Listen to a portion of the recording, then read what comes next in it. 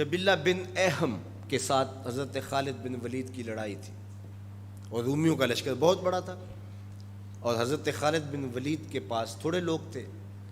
لیکن ہوا ایسا کہ حضرت خالد بن ولید جس جنگ میں بھی گئے ہیں فتح کے پرچم گاڑ کے آئے، لیکن یہ پہلی جنگ تھی کہ جس میں ان کا پلہ بھاری دکھائی دے رہا تھا اور ان کے قدم اکھڑ رہے تھے۔ حضرت رافع تائی رضی اللہ تعالیٰ عنہ نے کہا لگتا ہے آج قضا آ گئی، آج نہیں ہم بچ سکتے، حالات جو ہیں۔ حضرت خالد بن ولید کہنے لگے ہاں مجھے بھی یہی لگتا ہے کہ قضا آج آئی ہی آئی۔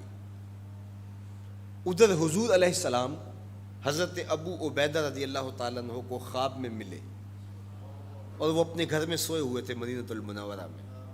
کہا اللہ کا شیر مشکل میں پھنسا ہوا ہے اور تم سوئے ہوئے ہو۔ حضرت ابو عبیدہ رضی اللہ تعالیٰ عنہ رات کو ہی اٹھے، بیدار ہوئے اور اعلان کروا دیا۔ شہر میں اعلان ہونے لگا، مدینہ المنورہ میں، جلدی تیار ہو جاؤ، حضرت خالد بن ولید کی مدد کو پہنچنا ہے۔ انہیں کتنا یقین تھا کہ حضور خواب میں آئے ہیں تو حضور ہی آئے ہیں، کوئی وہم نہیں سمجھا، جلدی جلدی اعلان کروا دیے۔ مجاہد جمع ہونے لگے اور دیکھتے دیکھتے لشکر تیار ہو گیا۔ تو انہوں نے محسوس کیا کہ لشکر سے ہٹ کے کوئی سوار چل رہا ہے، تو انہیں کوئی شک گزرا کہ کوئی جاسوس نہ ہو۔ ذرا مزید اس کی جستجو کی تو وہ نقاب پوش بھی تھا، تو شک اور زیادہ بڑھ گیا۔ تو حضرت ابو عبیدہ نے کہا کہ انہیں گرفتار کر کے لاؤ، یہ جاسوس ہے، کون ہے، ہم اس کی تفتیش تو کریں۔ تو خیر انہوں نے گھیر لیا ان کو، ان کے گھوڑے کو ابو عبیدہ کے قریب لے آئے۔ تو حضرت ابو عبیدہ نے کہا تم کون ہو؟ انہوں نے تھوڑا سا قریب ہو کے کہا کہ میں خالد بن ولید کی بیوی ام تمیم ہوں۔ جب آپ نے اعلان کیا کہ خالد مشکل میں ہے تو میں پریشان ہو گئی کہ اللہ کا شیر تو کبھی مشکل میں آیا نہیں تھا، آج کیا ہوا؟ تو میں نے غور سے دیکھا کہ وہ اپنی ٹوپی گھر بھول گئے تھے، جس ٹوپی کے اندر حضور کے منہ مبارک سیے ہوئے ہیں، اور وہ جب بھی جنگ کیا کرتے تھے تو وہ ٹوپی اپنے سر پہ پہن کے کیا کرتے تھے، اللہ فتح عطا کرتا۔ تو میں ان کو ٹوپی دینے جا رہی۔ اللہ اکبر۔ جب یہ لوگ وہاں پہنچے تو سواروں کا ایک قافلہ آگے بڑھ کے خالد بن ولید کے ساتھ دشمن پر حملہ آور ہو گیا۔ ایک نقاب پوش سوار آگے بڑھتا ہے اور ہاتھ میں تلوار ہے، اور دشمن پیچھے ہٹتا چلا جاتا ہے۔ تو خالد بن ولید کو رشک آیا اس کی بہادری پہ، اور خوش بھی ہوئے، اور حالت جنگ میں اپنے گھوڑے کو ایڑ لگا کر کے اس سوار کے قریب ہوئے اور کہا نقاب پوش جوان تم کون ہو، اتنی بہادری سے لڑ رہے ہو؟ تو اس نے ہلکا سا نقاب الٹ کے کہا پہچانو تمہاری بیوی ام تمیم ہوں، اور تمہیں وہ ٹوپی دینے آئی ہوں جس کے اندر حضور کے بال سیے ہوئے ہیں۔ تو حضرت خالد بن ولید کو انہوں نے ٹوپی عطا کی اور انہوں نے سر پہ رکھی، اللہ نے اسی دن مسلمانوں کو فتح عطا کی۔ یہ حضور علیہ الصلوۃ والسلام کے بالوں کی برکت تھی۔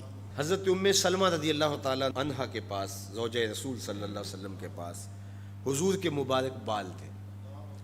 حضرت عثمان بن عبداللہ رضی اللہ تعالیٰ عنہ کہتے ہیں کہ مدینے میں اگر کسی کو نظر لگ جاتی یا کوئی بیمار پڑ جاتا تو وہ ام سلمہ سلام اللہ علیہا کے پاس آ جاتے، تو وہ پھر ڈبیا سے بال نکالتی اور پانی کے گلاس میں ان بالوں کو جنبش دیتی، اور ان بالوں کی برکت سے وہ پانی جب بیمار پیتا اللہ اس کو شفا عطا کرتا۔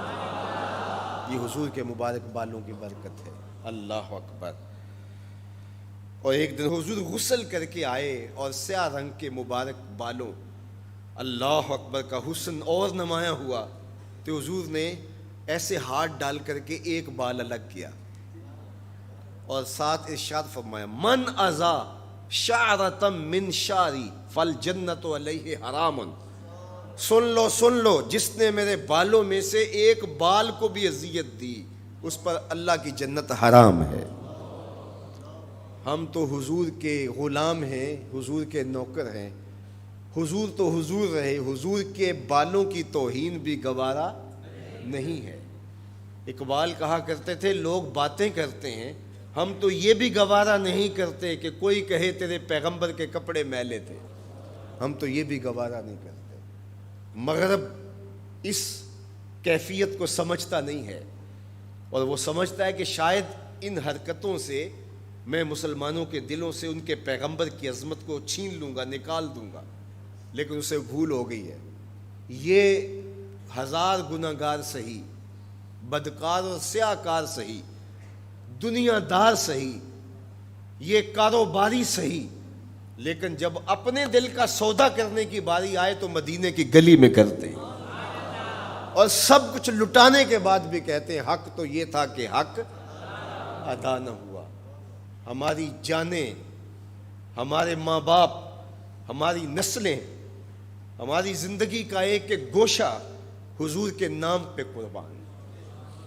حضور کے نام کا جھنڈا کبھی نیچا نہیں ہو سکتا، ان کے نام کا جھنڈا ہمیشہ اونچا رہے گا۔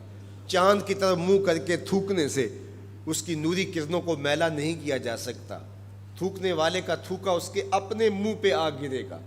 تبت یدا ابی لہب و تب کا تازیانہ آج بھی دشمنان رسول اور شاتمان رسول پہ برس رہا ہے، اور میرے نبی کا نام کل بھی اونچا تھا، میرے نبی کا نام آج بھی اونچا ہے، رہے گا یوں ہی ان کا چرچا رہے گا، پڑے خاک ہو جائیں جل جانے والے۔ ہمیں غور کرنا ہوگا کہ آج ہمارے اوپر یہ جو آزمائشیں اور یہ ابتلائیں ہیں اور یہ امتحانات سے ہمیں گزرنا پڑتا ہے، اس سے دردناک امتحان امت کے لیے کیا ہو سکتا ہے؟ تو کیا اب بھی ہم فرقوں میں بٹے رہیں گے؟ اب بھی ہم ایک دوسرے کے گریبان نوچتے رہیں گے؟ آج بھی ہم جو ہے وہ غفلت کی زندگی گزاریں گے، یا اپنی زندگی کی ایک ایک سانس حضور کے قدموں میں رکھ دیں گے؟ تو محبت کا تقاضا یہ ہے کہ اپنی ایک ایک سانس حضور کے نام پہ قربان کریں۔ ہم جئیں گے تو حضور کے لیے، مریں گے تو، اور آخری سانس تک حضور کے وفادار رہیں گے۔ اور یہ ہماری زبان سے نہیں، ہمارے قلب سے، ہماری روحوں سے ہمارا عہد ہے، ہمارا ارادہ ہے۔ حضور ہمارے ماں باپ آپ پہ قربان، ہماری نسلیں آپ پہ قربان۔